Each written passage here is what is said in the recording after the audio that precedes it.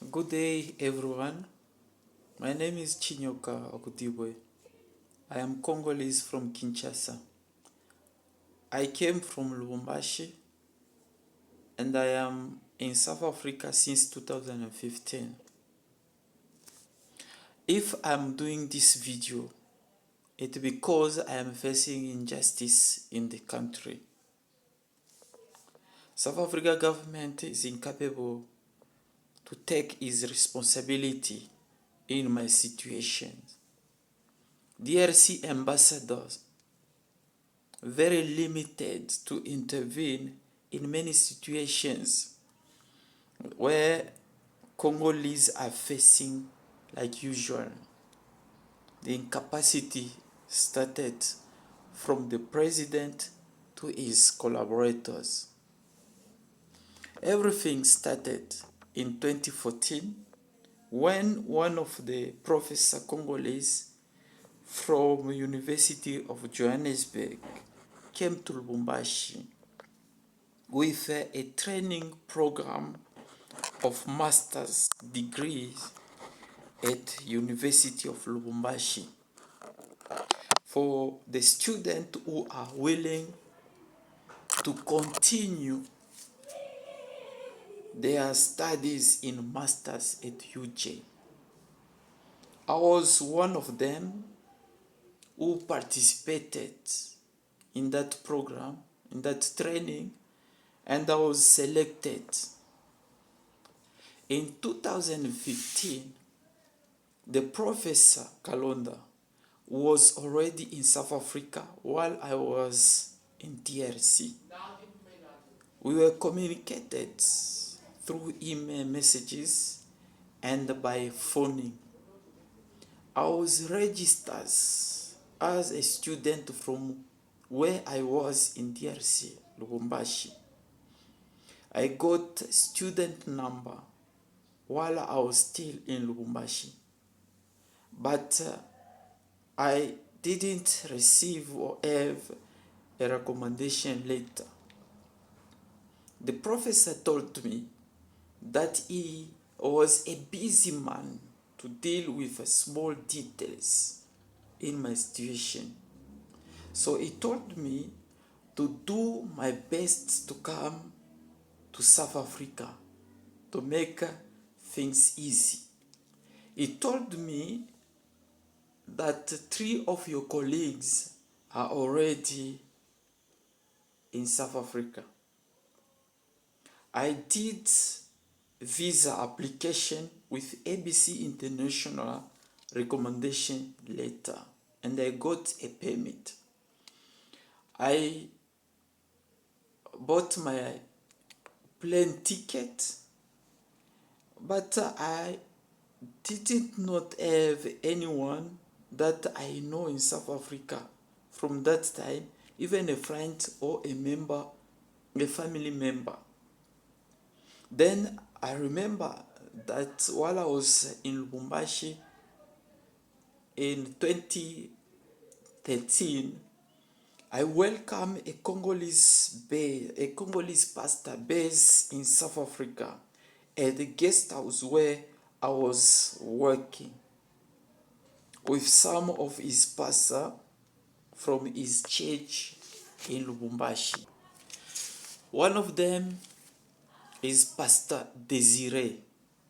I asked him if he could speak to Pastor Jeremiah Mbuyu in South Africa that he may assist me to stay at the church just for 1 week according to what Professor Kalonda told me, so that he can finalize all the registrations process.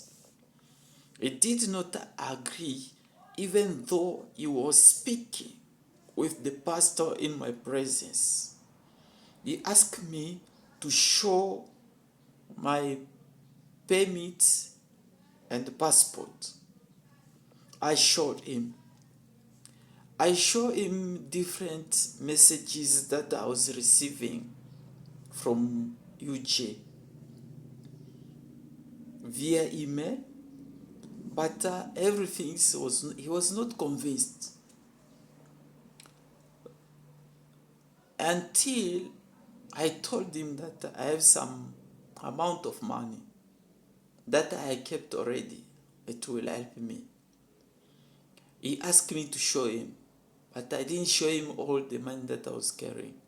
I showed him only $2,500, and he was convinced at that time.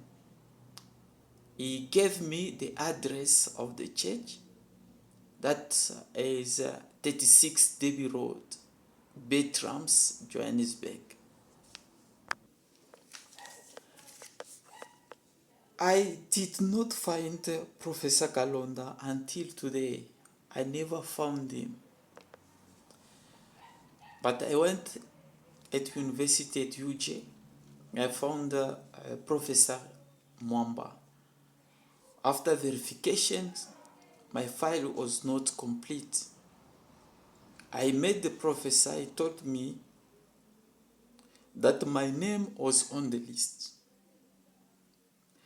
But according to what he saw when we were trying to speak, I was speaking only in French, but not in English. He said my English was not good enough. So he advised me to take a time to go and learn and improve some English. And he asked me again for everything to be easy. I should change my passport and visa to Asylum seeker. He told me again that I have to do South Africa qualifications that go SAQA. And after that, he said that he will help me in 2016. In 2016, I went to see him with everything that he did. I told me I did. And he said I must start an interest course to check my level, if really I will succeed or I will continue with that programs. That was econometrics. He told me that if I'm not good enough in econometrics, he will send me in development. That was an agreement. And everything that I was having, I went to report to Pastor Mbui because I was trust. It's the pastor, Jeremiah Mbuyu, who convinced me to change passports and permits to Asylum seeker. He told me that don't worry, I will send you someone who will help you to conceive a nice story, and you shall write that story, and it will help you to go to Home Affairs, and they will accept you, and you will be qualified to be a refugee in South Africa. And he introduced me to Benjamin, who was his spiritual son and the best friend of Professor Mwamba, for him to write for me a nice story that will be accepted by Home Affairs officials. And he asked me, that was the advice of Jeremiah Mbuyu, to have some money to make things easy. And I prepare 1.5 rand for corruption. Benjamin wrote a story full of lies that I could never imagine.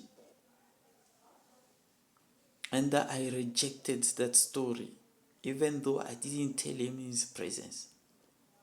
But he told me that to go with this story. You will give an interpreter there, and you shall pay them 200 rand. That will help you to interpret everything to the officials, and you shall be accepted. I went there, I asked the interpreter to help me. The interpreter started by telling me that for them to accept, we have to go through our country and check where there is troubles. It from where the story must be started. Then he started giving those ideas, and I was not convinced to have those stories. I refused. Then I told him that I have some things that I was doing there in my country. So write this story, try to make this story for the things that I was doing in my country, so that it can help me to be accepted by officials. And what he did on my real stories that I was doing there, but it wasn't the story that make me to be in South Africa. Asylum seekers are fake based on imaginary stories. The day that I came in South Africa, one brother, who was spiritual son of Jeremiah, refused to share a room with me, even though I was ready to pay them. His name was Augustine Mulongo. It's Pastor Mark, another pastor who was staying there by the church. His name was Mark Django. I advised him not to chase me. After 2 hours, he accepted, and he was saying that they never tell him before. They just tell him at the time that I was in South Africa. Again, after 3 months, they wanted to drive me away without cause. I begged them, let me to stay. If my money finish, then I will go. Pastor Jeremiah, while I was in Congo, was coming, but here he was a refugee. He has a passport, Congolese passport, at the same time, refugee passport. Him and all his family members. They started to persecuting me without knowing the cause. Because I want to mention some things. The time that I came, I asked them for 1 week.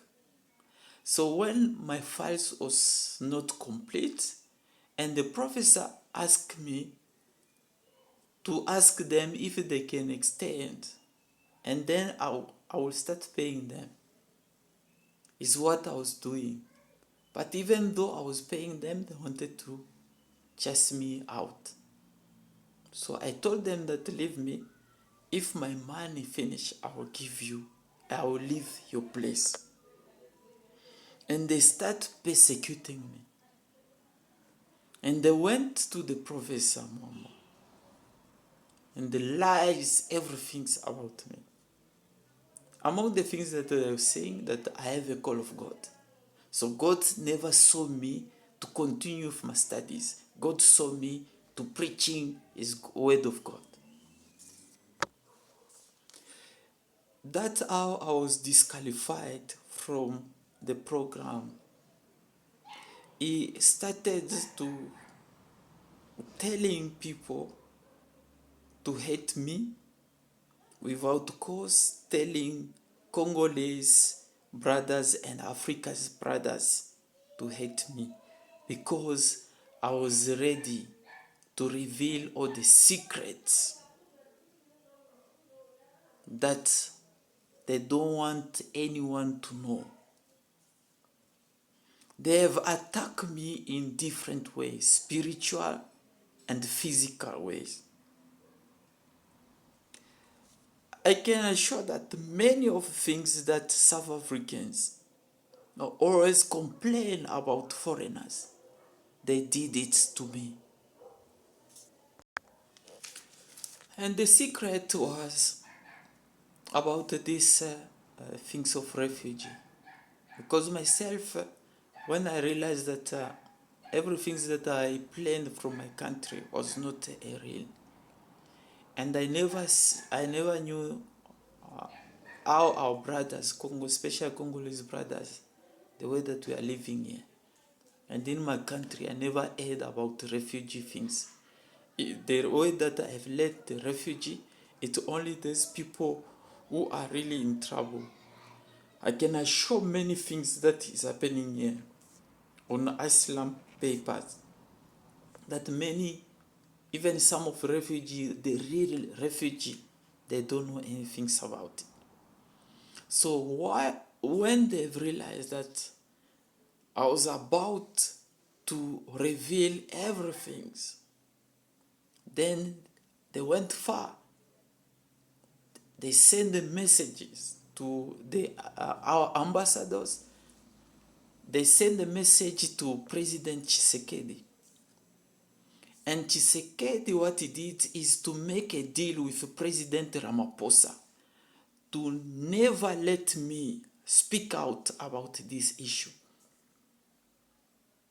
When I realized that many things was going very bad for me,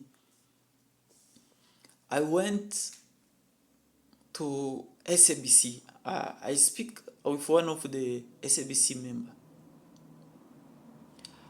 We were communicating until they've told me that I have to send them everything that I have to tell them, I have to send them in the later way.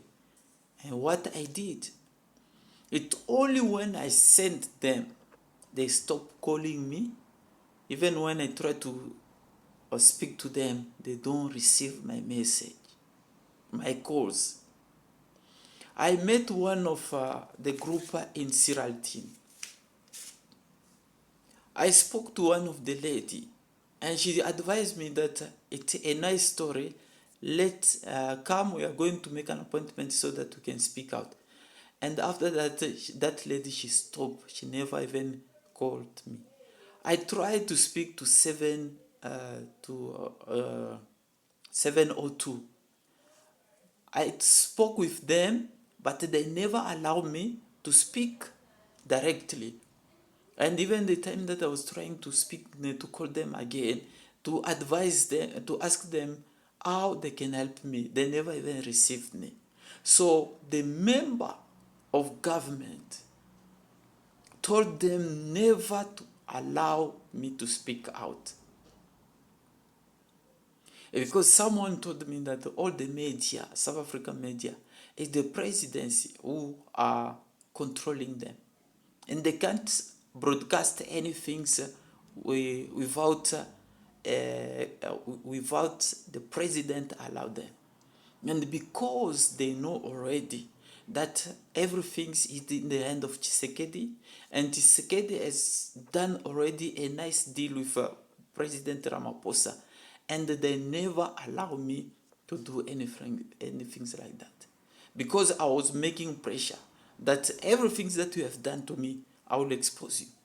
So after that, Ramaphosa ensured them that if I could take out Bushiri, who was in court, and no one in South Africa dared to me, who am I to dare Ramaphosa? So I try also with those who are doing YouTube. So from their platform, I can expose also my case. I try with Cornell Foundation. I try with Ricky, even Prof X. No one received me. It only we share some emails with Cornell Foundation, and she told me that she was confused, and she advised me to go to court. While I went to court, They never receive me, but they just receive the message, but they never say anything about me until today. Tabo Mujele is a police from Yeovil Station. I used to go and tell him about everything that is happening in my life. So I asked him to which kind of case that I should open against the prophets, against Congolese who are attacking me, including Pastor and even Philip Banda. I will speak this shortly. But Tabo gave me an email. That email was for police for South Africa. He told me that you just send all everything that you have to say in this email to everyone will see on this email. And from there, I'm going to advise you. But no one responded. Nothing happened. After being disqualified at university, the reason why I'm in South Africa was because of my studies. Now I can't do anything anymore. I want to go back to my country. So I was preparing to go back to my country, even though this fake pastor, Jeremiah, was telling me that if you dare me, you don't know, you don't know, I'm a man of God, many stories. But the way that they was laughing at me, asking me about who is going to pay for you at university, many things was happening, and I couldn't tolerate them. Then I decided to go back in my country. But I remember that I knew Philip Banda from Lubumbashi. In 2011, he came for crusade in Lubumbashi, and many people was appreciating him. Even me at TV, I used to follow him, his teachings. I say myself that this is a genuine and true man of God. So when I was in South Africa, the time that I wanted to go back my country and say, let me go and see if I can visit him before me to go back in my country. That was in 2016, between June and June, July. I started going there, and on July 2016, he was preaching. He was preaching until a time he came and starts. He was preaching. He came at the place where I was sitting, and he started preaching. One day, at a moment, suddenly he started doing. He opened his eyes and look at me. And I never knew what the meaning of that. That was in 2016, July. He did that. It was on Wednesday.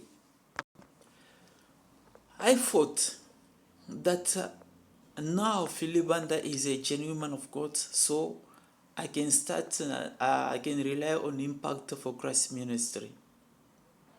In 2017, February, then I signed my membership. For you to be a membership in Impact, you have to participate four times. That means 4 Sunday in the month, and you have to sign each and every month. After signing 1 month, so you have to follow the teachings of Philip Banda each and every Friday, and after 1 month, you have to pass an exam. Everything I did, and I was one among two who made 100% to his teachings, and people was shocked because at that time I was not speaking properly English. I was trying, even though I did my English at ABC, but I was not really good enough in English. but I made 100%. And all of them, they were shocked. On one day, it was Wednesday, he was preaching and teaching until he came straight to me. And I felt at the same time the heat of fire started from my feet up until my chest, and it went down at itself. Some of the people that I used to speak with them, they told me that I was not ready. But at the same time, when it happened, Philip Banda said that let's restart. And he went and sit to his pulpit there, and he was shocked. And it's the time that Philip Banda started hating me. It was also another day. That was on Wednesday. He was preaching until at the end of his teachings, he was drinking the water and in the bottle. And he left some water, and he told me among everyone that take this water for your sight. And when I drank it, the time that I was starting drinking, security ushers that were surrounding me. And I was expecting that I would start manifesting or falling. But nothing happened. And Philip Banda changed the prophecy at that time. And he said that your things will be very difficult. Take this bottle of water.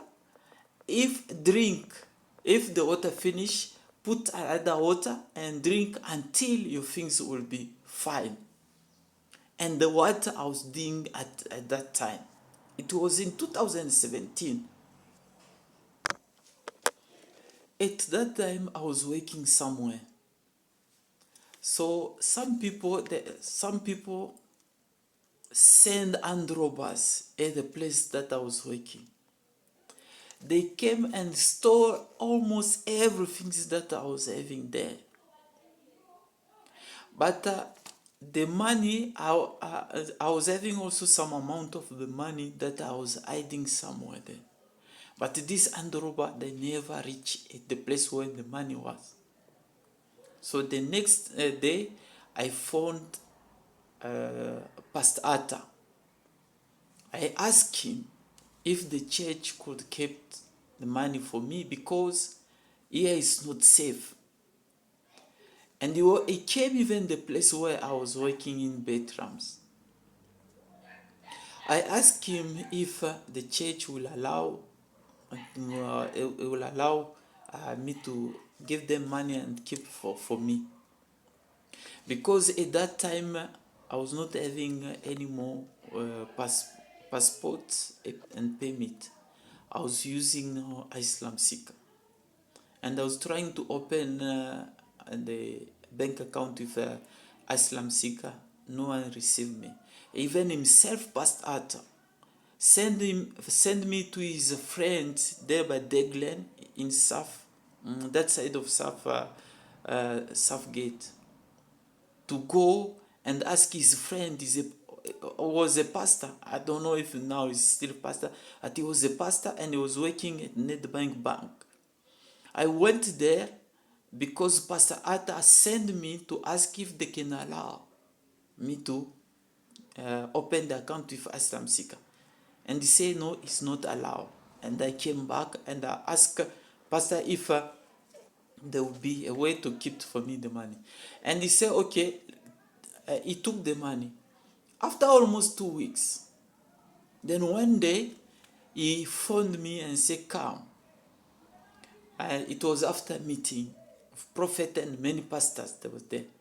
And he told me that Philip Banda refused to keep the money in church. The church will never keep someone money. So he said that I must look for someone who is trustworthy. I will give that money and I will keep for me. And I asked Pastor Atta, and before he was refusing, he told me that time that it was very late, and said, I can't allow you to go with this kind of this amount of money where you stay, and it's not safe for you. So he took the money And he told me that he can't keep the money in the house. He took that money and put in his business. And he told me that if you, in case you need your money, ask me 2 weeks before, then I will give you money. When Philibanda fails to deliver me, they start refusing to give me money. I was staying in garage. I was not eating, no drinking. Sometimes it's only water. And the people who knew at that time, they could testify. And even the guy, the South African guys who was with us there, knows everything. I even spoke to him about money, because he was making pressure on me so I can pay the place where I was staying. But I couldn't pay the space because I was not having the money. I tried many times to ask Pastor Atta the money. Pastor Atta never gave me the money. When I started making pressure, so many of them, including him, is telling me that always Philibanda, when he gave the prophecy, is always accurate and tough ones. This is a complete, this it come to pass. This is a fulfillment of the prophecy. Remember, prophet told you that. I said, no, this one is not what he prophesied. I gave you money before, and you never gave me back. And it's how they was doing now. They was not giving money, and I was staying without food, without eating. In 2017, I spoke to Pastor Atta about marriage. I told him that I want to get married. And he said, oh, no, I can't help you because you have to choose for yourself. I asked him that there are many people there, and many people are coming from different places. I don't know the right one. So I don't want also to make a bad choice. I said, no, choose for yourself, then you will tell me. The first one I chose, it was Konza. Konza, she's a singer. I never knew who she was because when I went there, I was alone. I never spoke to anyone before. So he told me that that one is a princess. The king wanted 400 cows. So I look at myself and himself and say, no, continue, choose another one. I saw another one that was, her name was Faith. Philibanda Kola Emuna. I show him and say, no, she's coming from Zimbabwe. She has a nice paper from South Africa, but she didn't got it in good way. So in just saying like that, he advised me. I have understood that she was not really the woman that I could marry. And then I just left her. And he told me that to still continue, choose again. At that time, I saw again Charity. I went and showed him where at Shiloh, the place of prayer. One day we were there, and she was also there. Then I told him, Pastor, you know the lady that I told you is this one. He asked me 3 times, which one, which one, which one? Then I asked him, why did you never respond to me, and you say which one 3 times? Oh no, it was nothing. I wanted just to know. It's what Pastor Atta told me. And he told me that she is still in the school. Our father and our mother, they are members of the church. They will not allow you to get married to her. So he told me that continue. Then I stopped from there and said, no, I can't continue again. I have to stop. One day, I realized that one day we were in church.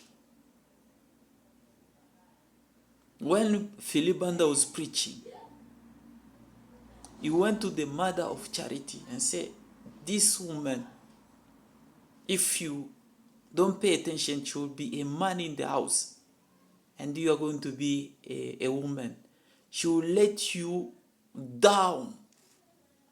Then he said this in that service, that what you are doing, you think that your father is a president or is a member of ANC. But I am telling you that you can just wake up one day, your father is not nothing, not even a member of ANC, not even a member of government. And next week, that was in 2018, we heard about one of the ministers of the government of South Africa resigned by himself. And then next Sunday, it was between the Sunday that he said that to the mother of Charity, and the next Sunday that the minister was resigned. When we went on Sunday and we went to the father of Charity and said, what can you say about me? It's that time I've realized that there is some things between that minister and the mother of Charity. And I've realized even the church, many people, they was respecting them. So one day, I didn't have any courage again to continue. I left everything. I told Pastor Atta that I want to go back to my country. He said that, no, you can't go back. I want to make a plan with that lady, the one that you want to get married. So how are you going to go to Congo while the lady, she's already available? So they made an appointment. One day, Sunday, I was there when he asked the mother of Charity in my presence. His mother of Charity started looking me at my feet until my head, and she never intended, and she was not happy with me, and she was not even on that meeting. There was only the father of Charity, two pastors, and him and me. Until the meeting didn't go well. A team who organized that meeting, and after that I told him that if it's about school, everything, tell me, I will wait. And Pastor Atta himself, he said, no, I have told you already that she's still in school, she's still a child, you can't wait, let things finish at this time. And when we went downstairs, I told him that I will never again think about her again. So I focus on my journey to my country. One day, I spoke to Pastor that I was not feeling well. I was feeling something movement in my stomach.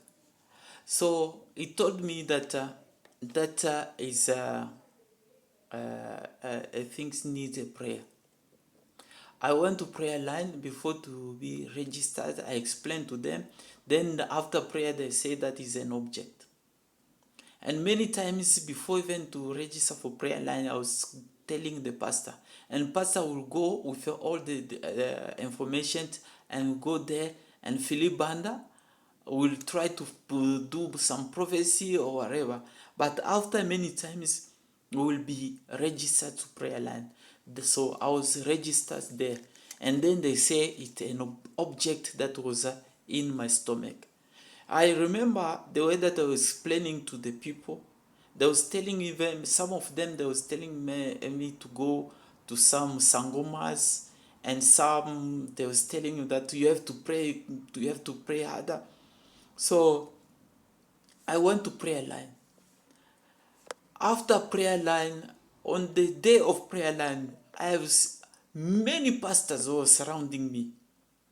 But after prayer line, nothing happened. And after many weeks, many days, many months, I was stealing the same things. I spoke to pastor. One day, I even spoke to pastor on Sunday, I told him that many things, I it's now serious. Even sometimes I can sit among the people, we'll see in the stomach some movement, things like that, and some things like moving. And one day, the same day that I spoke to him, it was a Sunday afternoon, Philip Banda was preaching and tried to look at me and say, "Oh, you are saying that there is some things in the stomach, you're moving, some things doing like this. Read your Bible, read your Bible, read your Bible." And many times they was telling me to read the Bible. It's only when I left the church, I went to Spa Bertrams. I found some Congolese there. I tried to explain them in French. One of the Congolese told me that, "Oh no, it's intestines problems, and South Africans already the medicine for it." He gave me a box of it. I bought it. So when I try, and I feel really that this one, I was trying to do some things. So I took this box. I went to Clicks. Eastgate. I told them that I was using this medicine. I want the strongest to this medicine. So I want to see. But the guy who was there, he advised me that this one, you can take this one, but you can't just use the medicine like that. You have to go to the hospital. But I bought that medicine. It didn't take 1 week, everything. It was like a concrete that was inside there and is broken. So I went to Hillbrook Clinic. There, I explained also the way that I explained everyone. And it was the doctor was a lady. She tried to do different kind of tests. And after that, she just gave me 2 medicine. It was vitamin and another one. Until today, I never felt this problem of the stomach. While in Philip Banda church, it was a demonic attack. There was an object inside of my stomach.